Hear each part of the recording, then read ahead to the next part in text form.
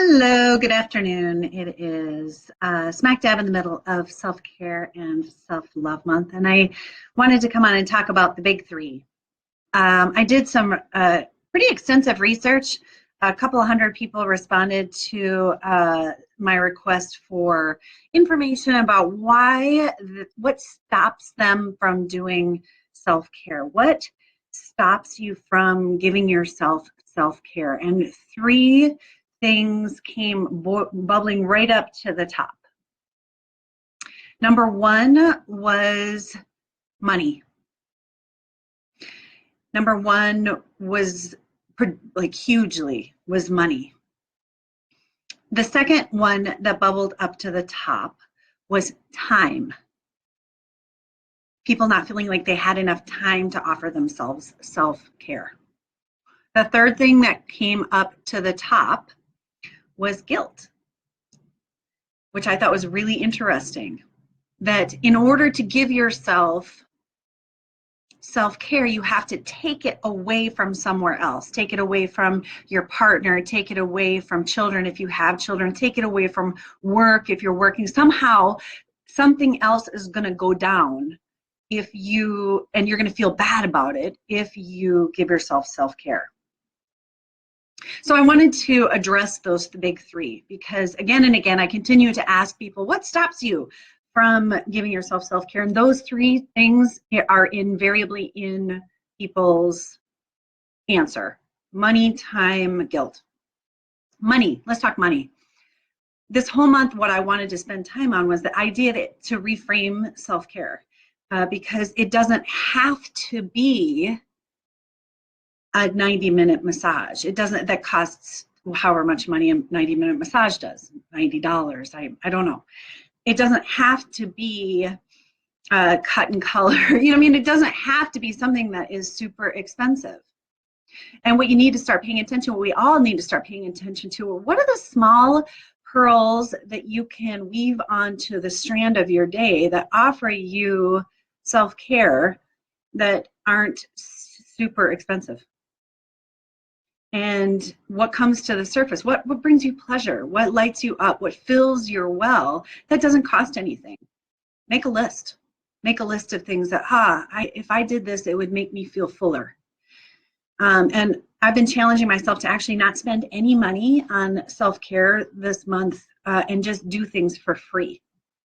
Because not everybody can afford to go and get a $90 massage. Not everybody can afford to do things that are expensive for self-care. So that means we as human beings need to determine what it is that we can do, because to not do it is not a choice. You need to care for yourself. The second thing that came up was time. I am someone who values time more than money. My time is extraordinarily valuable and I'm fairly selfish with it. So I don't like to make appointments. They annoy me. It takes me, I budget everything in time. It takes me 15 minutes to get there, and then I got to sit in the waiting room for 15 minutes, and then I'm going to be in there for an hour and a half, and then 15 minutes to get home. And oh dear God, that's 2.5 hours of my time. I want to poke my damn eye out. Hate appointments. I'm not like other people maybe, but I want to tell you that self-care doesn't have to take that much time. And for me, I'll boil it down to seriously taking a moment, closing my eyes and taking a deep breath.